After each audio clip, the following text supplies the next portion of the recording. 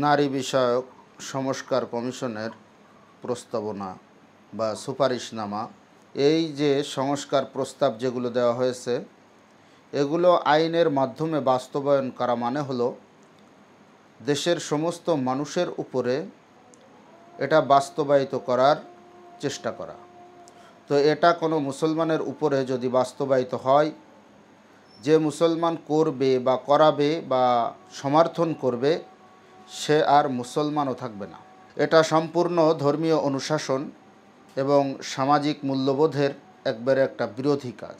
তারা যে 433টি সুপারিশ পেশ করেছে, এই 433টি সুপারিশের ভিতরে অধিকাংশ সুপারিশই হলো ইসলাম বিরোধী, শরিয়া বিরোধী এবং ঈমান চলে যায় এমন অনেক গর্হিত প্রস্তাবনা এর ভিতরে রয়েছে। এটা সরাসরি কোরআন, হাদিস এবং নবী সাল্লাল্লাহু আলাইহি ওয়াসাল্লামের আদর্শের সঙ্গে সাংঘর্ষিক। বিশেষ করে ডাইরেক্ট কোরআনের সঙ্গে সাংঘর্ষিক। আসলে কতটা কূটকৌশলী যে আজকে যদি সরাসরি কোরআনের আয়াতের বিরোধিতা করে তাহলে তো তাকে কাফের বা মুশরিক ফতোয়া দিয়ে দেবে। এর জন্য সরাসরি কোরআনের আয়াতের বিরোধিতা করে না, সরাসরি কোনো ধর্ম নিয়েও আঘাত করে না বা ধর্ম নিয়েও কথা বলে না। এমনভাবে কথাগুলোকে উপস্থাপন করে যে সাপও মরবে, লাঠিও ভাঙবে না, যে বৈবাহিক সম্পর্কের দরকার নেই। তো বৈবাহিক সম্পর্কের ভিতরে মুসলিম হোক, হিন্দু হোক, খ্রিস্টান হোক, প্রত্যেক ধর্মের একটা নির্ধারিত নীতি রয়েছে বৈবাহিক সম্পর্কের। এমনকি এটাও বলা হচ্ছে যে স্ত্রীর অমতে যদি স্বামী স্ত্রীকে যৌন সঙ্গম করে স্ত্রীর সঙ্গে, তাহলে ওই স্ত্রী ধর্ষণের মামলা করতে পারবে। এই আইনটা রাখার জন্যও প্রস্তাবনা পেশ করা হয়েছে বা সুপারিশ করা হয়েছে যে স্ত্রীর অসম্মতিতে স্বামী যদি তার সঙ্গে মেলামেশায় লিপ্ত হয় তাহলে স্বামীর নামে সে থানায় ধর্ষণ মামলা করতে পারবে এবং এটা যদি আইন হিসেবে বাস্তবায়ন হয়ে যায় তাহলে ওই স্বামীকে ধর্ষণের মামলায় গ্রেফতার করতে হবে। এরকমও সুপারিশ করা হয়েছে। আরেকটা পয়েন্ট দেওয়া হয়েছে, সেটা হলো উত্তরাধিকারী সম্পদ মেরাস। মেরাসের ক্ষেত্রে ইসলামী শরিয়াত বলেন ছেলে পাবে 2 অংশ, মেয়ে পাবে 1 অংশ। সংস্কার কমিশনের এখানে আপত্তি। তো ওই সংস্কার কমিশনের যে সমস্ত মহাদয়ারা আছেন তাদের কাছে আমি বলবো, মুসলিম ইসলামী শরিয়া অনুযায়ী যেটুক সম্পদ মেয়েরা পায় 1 ভাগ, ওই 1 ভাগ সম্পদ অধিকাংশ মেয়েরাই পায় না। তারা ওই 1 ভাগ সম্পদ মেয়েরা যেন পায় সঠিকভাবে, সেই অধিকার প্রতিষ্ঠার জন্য আপনারা সোচ্চার হন। আপনাদেরকে আলেম সমাজও সাধুবাদ জানাবে। কিন্তু আপনারা এখানে সাধুবাদ পাচ্ছেন না, বরঞ্চ নিন্দা কুড়াচ্ছেন এই জন্য যে এটা সম্পূর্ণ শরিয়াত বহির্ভূত কাজ করতেছেন।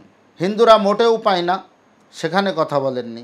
1961 সাল থেকে এটা চলে আসতেছে, বা 1961 সালের কথা বাদ দিলাম, আপনারা এখন প্রায় ঘন ঘন বলতেছেন যে 1961 সনের বা 63 সনের আইয়ুবী শাসনামলের আইন আমরা কেন মানব?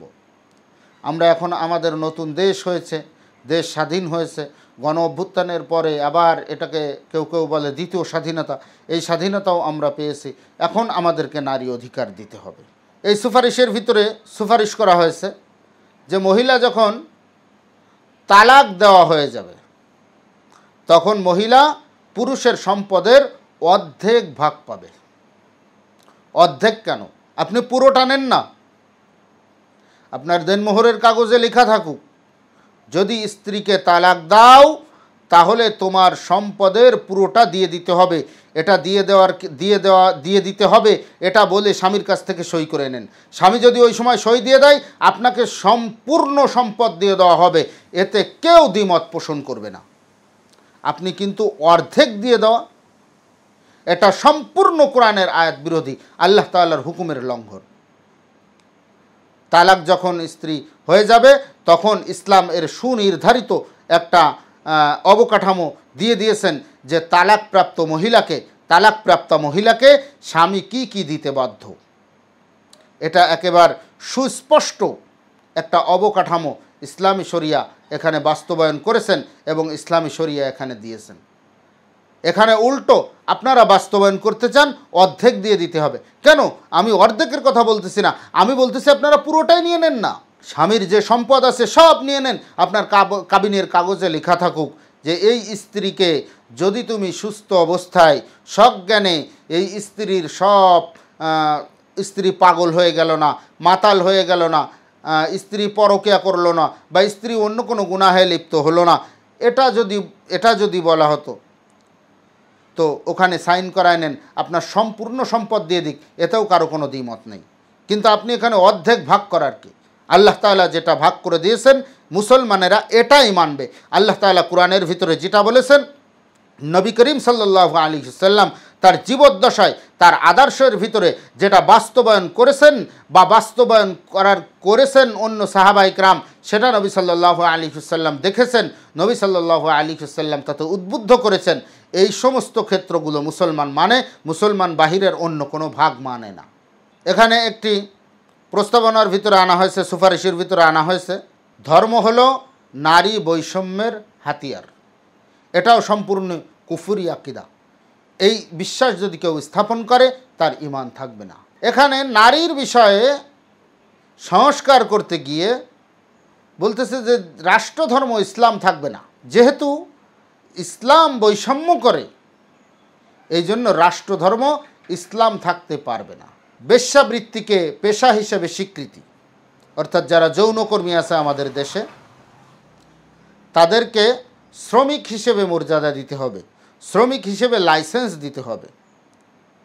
আপনারা যারা এই কমিশনের ভিতরে আছেন বা বাংলাদেশের যে নাস্তিক বেঈমানেরা এই কমিশনের এই প্রস্তাবনাগুলোকে বা সুপারিশগুলোকে বাস্তবায়ন করার জন্য উঠে পড়ে লেগেছেন বা ব্যঙ্গ বিদ্রুপ করতেছেন টক শোতে বসে বা সামাজিক যোগাযোগ মাধ্যমে বা বিভিন্ন মাধ্যমের ভিতরে যারা এগুলো নিয়ে, ইসলাম নিয়ে ঠাট্টা বিদ্রুপ করতেছেন ডাইরেক্ট ইনডাইরেক্ট, তাদের কাছে আমি বলি না, আপনার মেয়েদেরকে কালকের থেকে পাঠান না বেশ্যাবৃত্তি করার জন্য। আপনার মেয়েদেরকে একটা যৌনকর্মীর সার্টিফিকেট দেওয়া হবে, একটা যৌনকর্মীর কার্ড করে দেওয়া হবে।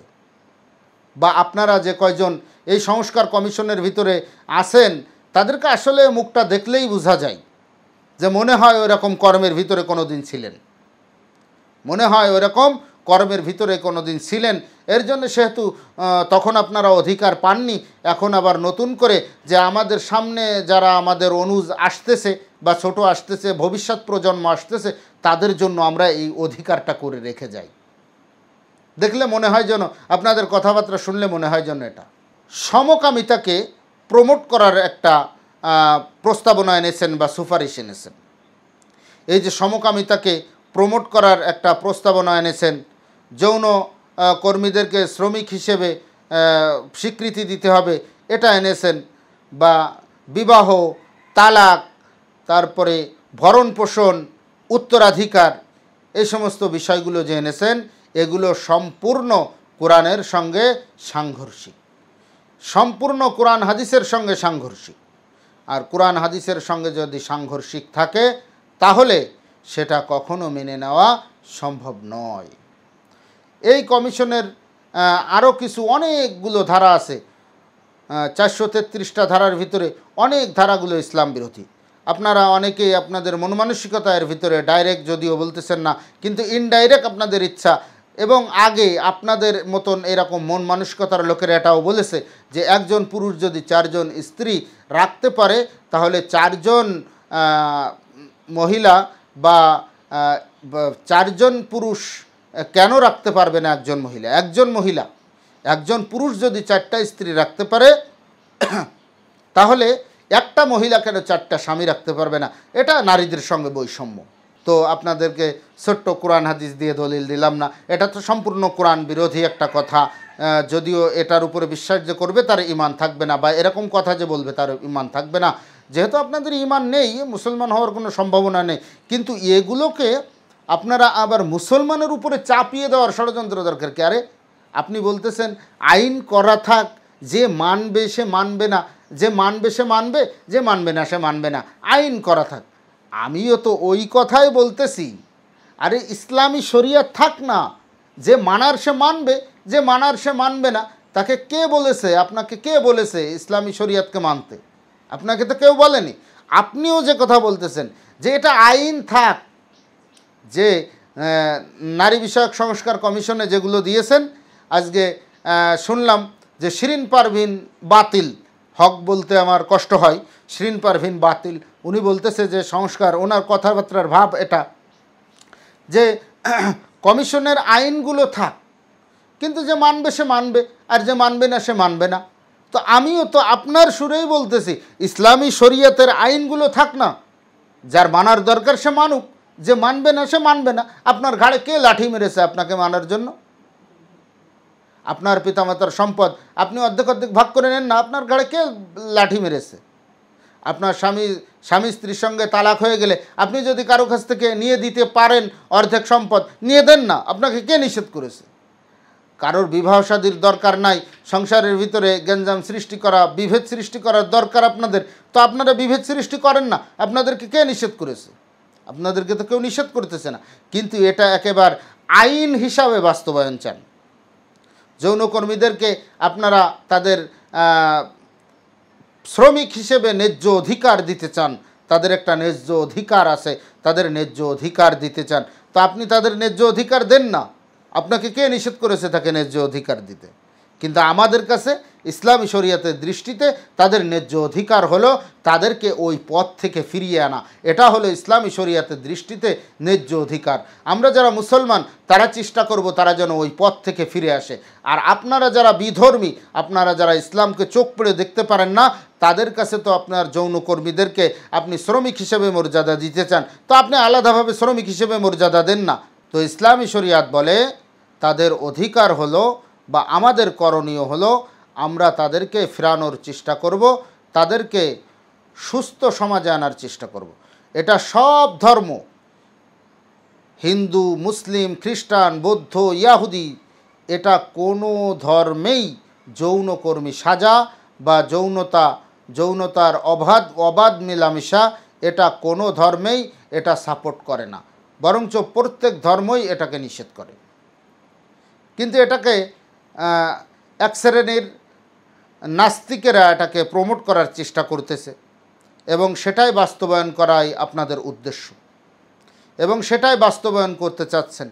আপনাদের যৌনকর্মীদেরকে যদি কর্মী হিসাবে বা শ্রমিক হিসাবে তাদের ন্যায্য অধিকার দিতে চান, যে শরিয়াত, ইসলামী শরিয়াত বা ইসলাম ধর্ম বা হিন্দু ধর্ম বা যে ধর্মই হোক না কেন, যে ধর্ম এদের সঙ্গে বৈষম্য করতেছে, তো ওই ধর্ম আপনাদের মানার দরকার নেই। ওই ধর্মটা আপনারা মানেন না, আপনাদের মুখ দেখলেও বোঝা যায় যে আপনারা ইসলামী শরিয়ত মানেন না। আসলে তো ইসলামী শরিয়ত মানেনই না, তো এটা আবার দাবি করার কি দরকার আছে? এটা তো সবসময় আপনারা এমনিই করে আসতেছেন, তো আপনাদেরকে কে নিষেধ করেছে? আপনাদেরকে তো কেউ নিষেধ করেনি। আমাদের বাংলাদেশের ভিতরে অনেক যৌনপল্লী আছে, সেটা বৈধ অবৈধ, সেটাকে নিয়ে তো কেউ মাথাচাড়া দিচ্ছে না, সেটাকে নিয়ে কোনো আলেমুলামা আন্দোলনও করতেছে না এখন। সেটা তার জায়গায় আছে, সেখানে যার যাওয়ার দরকার আপনাদের মতন তারা যায়, আমরা যারা যাই না তারা যায় না, যারা যায় আপনাদের মতন তারা সেখানে যায়, আপনাদেরকে কেউ নিষেধ করে না। আপনারাও যেমন একই সুরে বলতেছেন যে এটা বাস্তবায়ন থাক, যার ইসলামী শরিয়ত মানতে মনে চায় সে ইসলামী শরিয়া মানবে।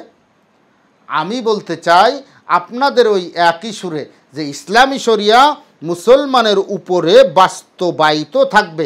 আপনাদের যদি ইসলাম মানতে মনে না চায়, আপনাদের যেটা মানতে চাই সেটা মানেন না।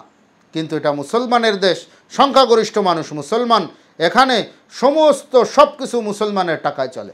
এই উপদেষ্টা, মন্ত্রী এমপি, সচিবালয়, সচিব, যত কর্মচারী আছে সবাই এই মুসলমানের ট্যাক্সের টাকায়, মুসলমান জনসাধারণের টাকায় চলে। এর জন্য এখানে বাস্তবায়ন হবে ইসলামী শরিয়াত, যদি অন্য কারো কোনোটা মানতে মনে চায় সে সেটা মানবে, কিন্তু সেটা পাবলিক প্লেসে প্রকাশ্য নয়। প্রকাশ্য হলে আবার মুসলমানের ভিতরে ফিতনা সৃষ্টি হবে, মুসলমানের ভিতরে বিভাজন সৃষ্টি হবে। এর জন্য প্রকাশ্য নয়, আপনাদের গোপনে করতে মনে চায়, যা মনে চায় তা করেন না, আপনাদেরকে কেউ নিষেধ করতেছে না।